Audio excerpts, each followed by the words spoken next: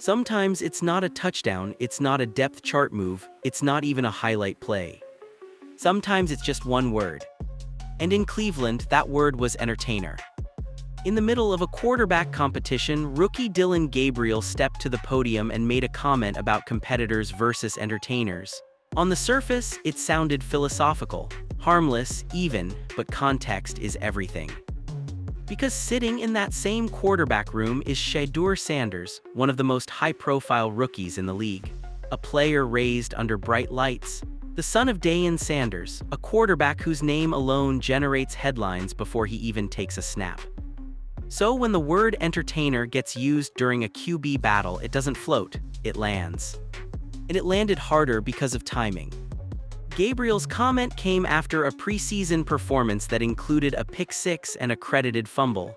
Meanwhile, Sanders delivered 2 touchdowns and protected the football. Clean, efficient, controlled. That contrast turned a single word into a storyline. Was it a subtle shot, was it rookie nerves, or was it simply poor phrasing in a pressure-filled moment? In NFL locker rooms, perception moves faster than facts. Teammates hear everything, coaches notice tone, and fans amplify every clip within seconds. What started as a routine press conference suddenly became fuel for debate, not just about performance, but about identity. Competitor-entertainer. In today's NFL, are those really opposites, or is that the wrong question entirely? The moment didn't seem explosive at first. Dillon Gabriel had just wrapped up a preseason outing that was, at best, uneven. He started sharp, completing 8 of his first 9 passes, but the game turned quickly. A pick-6, a chaotic exchange that ended in a fumble credited to him, not a disaster but not clean either. Then he stepped to the podium. And that's when it happened. Gabriel drew a line between entertainers and competitors. He talked about being focused on football, about substance over show. On paper, it sounded like standard athlete talk. Every quarterback wants to be known as serious, locked in about the work. But here, Wyatt hit differently. He said it during a quarterback battle, he said it after turnovers, and he said it in a locker room that includes Shedeur Sanders. In today's NFL, the word entertainer doesn't float in a vacuum. It carries history. It carries implication. And in Cleveland's QB room, there's one player whose name is constantly tied to cameras, branding, and spotlight, fairly or unfairly. That's why the timing made it loud. Because while Gabriel was explaining what he values, Sanders had just delivered a controlled, turnover-free performance. 2 touchdowns, calm presence, no panic throws. The contrast amplified the comment. Was it intentional? That's where speculation begins. Some believe it was a subtle jab, others think it was simply rookie nerves, a young quarterback trying to sound mature and accidentally stepping into a narrative. Reports suggest Gabriel quickly clarified he wasn't targeting anyone specifically, pointing instead to media framing. But in the NFL, clarification often fuels the story instead of ending it. Quarterback rooms are built on competition and confidence. When words hint at identity, competitor versus entertainer, teammates listen, coaches listen, front offices listen. And once perception forms, it's hard to rewind. What might have been a throwaway line suddenly became part of the evaluation. Because in a tight QB battle, everything counts. Even one word. Forget the podium for a second. Forget the interviews, forget the headlines. Turn on the tape. Because when quarterback battles get messy, the film usually clears things up fast. Shedeur Sanders stepped into his preseason debut and looked exactly like what coaches crave in August: controlled, efficient, and calm. He completed 14 of 23 passes for 157 yards, 2 touchdowns, 0 turnovers, no reckless hero throws, no panic under pressure. More importantly, he protected the football. That matters more than people think. Preseason isn't about flashy plays, it's about trust. Can you operate the offense? Can you manage the huddle? Can you avoid backbreaking mistakes? Sanders checked those boxes. His body language stayed steady. His mechanics didn't unravel when pressure arrived. When the Browns reached scoring territory, he finished drives. Now flip the page. Dillon Gabriel completed 13 of 18 passes for 144 yards. On paper, that efficiency looks solid, He even started hot 8 completions on his first 9 attempts. That's rhythm, that's confidence. But rhythm fades when turnovers show up. The pick six wasn't about arm strength, it was about decision-making. 2 receivers drifting into the same space, a defender reading the eyes, and suddenly the ball is going the other direction for 6. That's the kind of mistake coaches rewind in film sessions. Then came the fumble on a messy exchange. Shared blame, possibly, but stat sheets don't split responsibility, the quarterback absorbs it. And in tight competitions, negative plays weigh heavier than positive ones. That's the uncomfortable truth. Both rookies showed ability, both demonstrated they belong in an NFL system, but one finished with touchdowns and ball security, the other finished with points going the wrong way. In August, that difference isn't dramatic, it's decisive. Because while quotes fuel debates, film builds depth charts. And right now, the tape speaks louder than any microphone ever could. Here's the uncomfortable truth about quarterback battles. Coaches don't lose sleep over missed highlight throws, they lose sleep over turnovers. You can wow a stadium with a deep ball on 3rd and long. You can fire up social media with a no-look pass in preseason, but nothing erases trust faster than giving the ball to the other team. And that's where this battle gets serious. Dillon Gabriel's pick six wasn't a mechanical flaw, it wasn't about arm talent, it was about judgment. 2 receivers drifted into the same area, the window shrank, and instead of living for the next down, the ball went up anyway. In the NFL, defenders don't hesitate, they capitalize. 6 points the other direction. That's not just a mistake, that's a momentum swing. Then there's the fumble. Some will argue it was a shared miscue on the exchange. That's fair. Football is layered, running backs have responsibility too, but the stat sheet doesn't separate blame, the quarterback absorbs it. And in a tight competition, perception matters just as much as context. Now compare that to Shedeur Sanders. No interceptions, no loose exchanges, no panic under pressure. He didn't force throws when the defense disguised coverage. He didn't chase hero plays. He took what was there, protected the football, and finished drives with touchdowns. That's what coaches call trust-building football. Preseason depth charts aren't decided by flash. They're decided by reliability. Offensive coordinators want to know the call they dial up won't blow up in their face. Head coaches want to know their defense won't have to clean up avoidable messes. Turnovers cost jobs. Touchdowns create opportunities. That's why a clean stat line carries more weight than a handful of impressive completions. It's not about who looks dynamic for a quarter, it's about who minimizes damage over 4. In August, highlight reels fade fast. Ball security doesn't. Now we get to the part that isn't measured in yards or touchdowns. It's measured in perception. Shedeur Sanders didn't enter the NFL as a blank slate. He arrived with cameras already rolling. The son of Dillon Sanders, a college career broadcast nationally, a brand built before his first professional snap. For some, that's star power, for others, that's distraction. And that's where the word entertainer gets complicated. Traditional football culture has always leaned toward quiet quarterbacks. The buttoned-up leader, the guy who says little, avoids headlines, and lets his play do the talking. No flash, no noise, just execution. But the league has changed. Today's quarterbacks are expected to command more than just a huddle. They manage media cycles, they build brands, they carry fan bases. Visibility isn't vanity anymore, it's part of the job.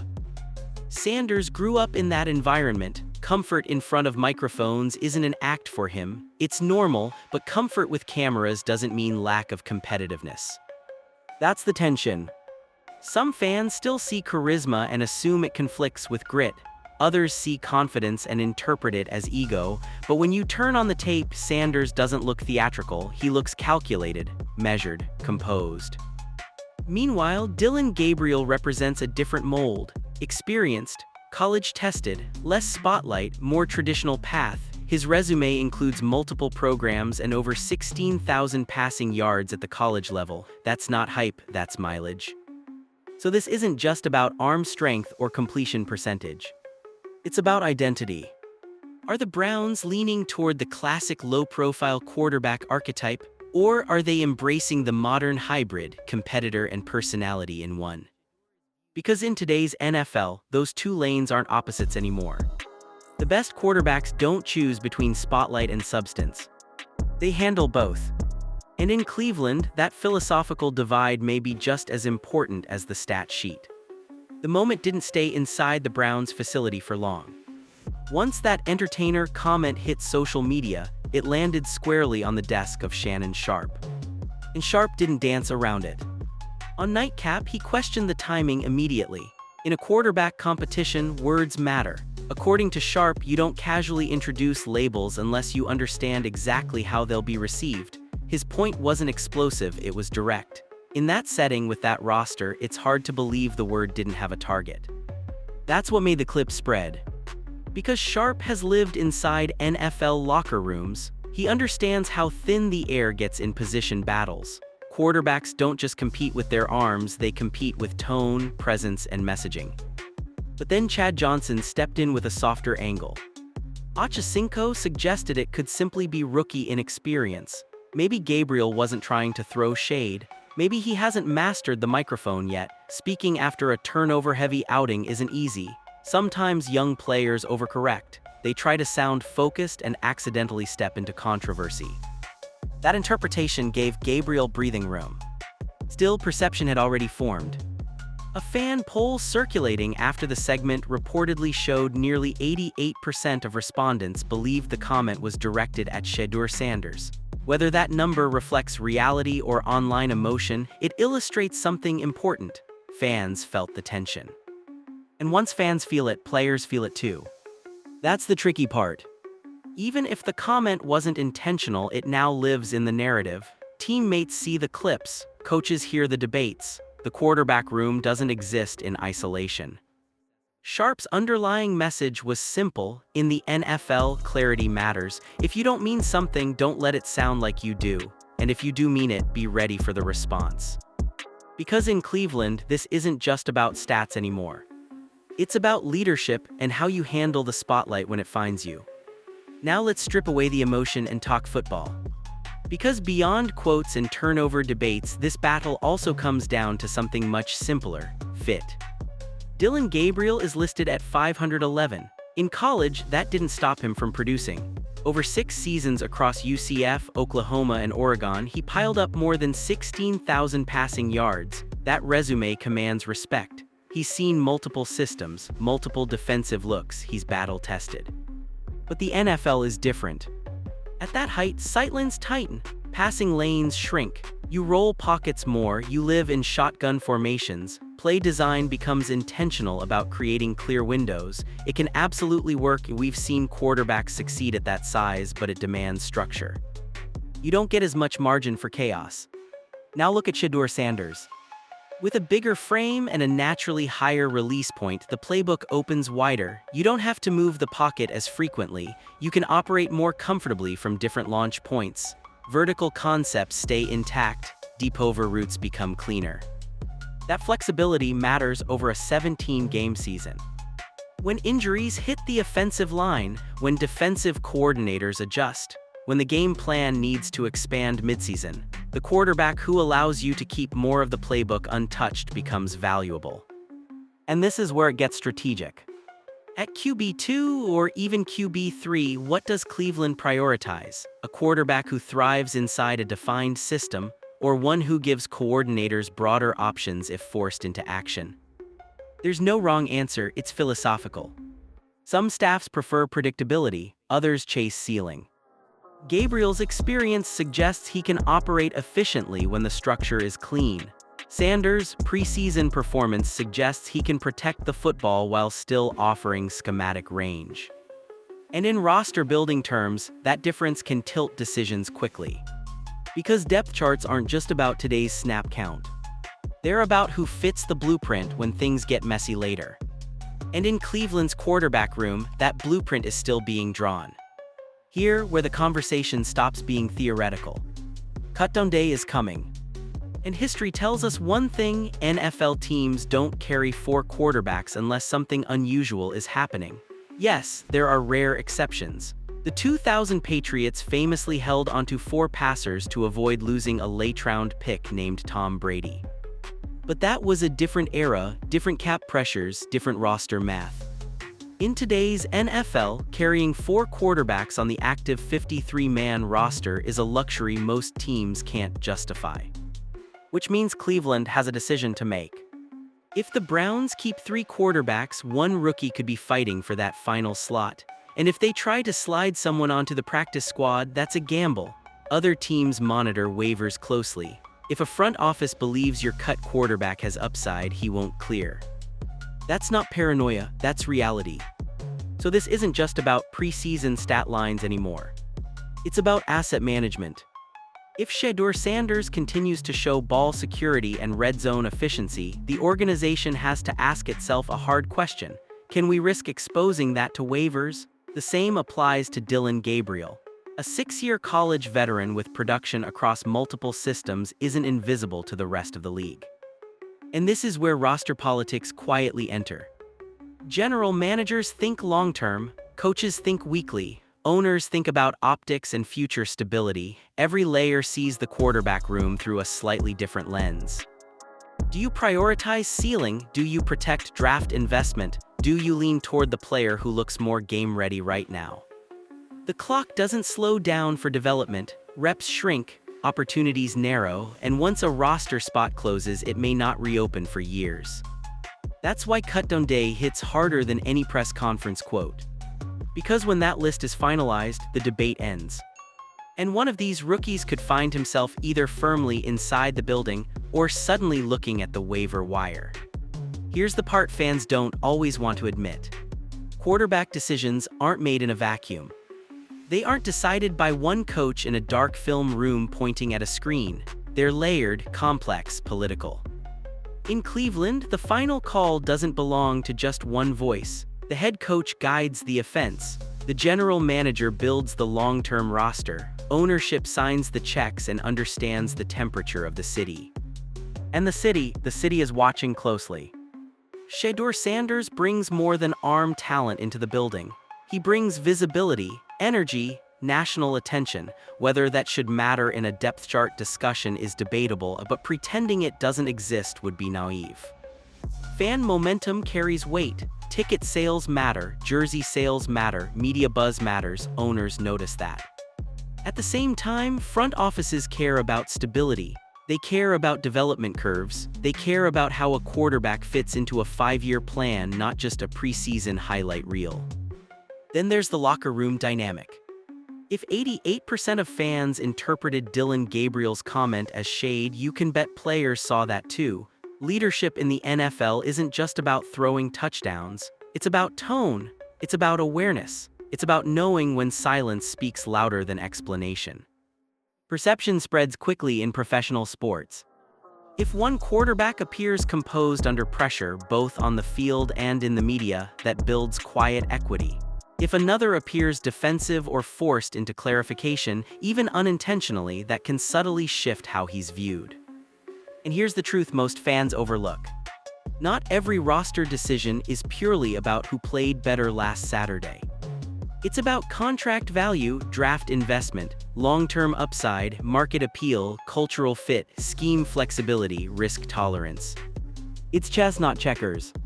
Cleveland has endured years of quarterback instability. Ownership wants direction. The front office wants return on investment. Coaches want reliability. Fans want hope. When all those forces intersect, the choice becomes bigger than stat lines. Because in the NFL, power isn't just about throwing the football. It's about who controls the narrative and who convinces the building they're the future. So here's the real question Cleveland has to answer. Is this a choice between a competitor and an entertainer? Or is that an outdated way to look at quarterbacks in 2025? Because the truth is, the NFL doesn't reward one-dimensional leaders anymore. The modern franchise quarterback is just someone who avoids mistakes. He's someone who commands the huddle, handles the spotlight, and still delivers when the pocket collapses. The greats were never just quiet grinders. Michael Jordan was electric and ruthless. Kobe was theatrical and relentless. Steph Curry celebrates before the net even snaps and still breaks defenses nightly. In football, Dillon Sanders danced into stadiums and shut down entire sides of the field. Flash and focus aren't opposites, they coexist. That's why labeling Shedeur Sanders as simply an entertainer feels incomplete. The preseason tape showed composure, 2 touchdowns, 0 turnovers, controlled execution, no forced heroics. When the moment arrived, he delivered. On the other side, Dillon Gabriel brings real experience. 6 college seasons, over 16,000 passing yards, system familiarity, early rhythm in his preseason debut that showed he can operate efficiently. But the NFL is ruthless about one thing: negative plays. Turnovers shorten leashes. And that's what makes this fork in the road so critical. Cleveland isn't just choosing a QB2 or QB3, they're choosing a developmental path, a tone inside the quarterback room, a signal to the locker room about what they value most: ceiling, stability, market energy, or conservative projection. The Browns have cycled through quarterbacks for years. Fans are exhausted by resets. They want direction. They want someone who feels like tomorrow, not just insurance for today. When cut-down day arrives, the decision won't be based on one press conference word. It will be based on trust. Who protects the football? Who finishes drives? Who looks steady when everything speeds up? Because in the end, competitor and entertainer can absolutely be the same person. The only label that truly matters in Cleveland now. Winner.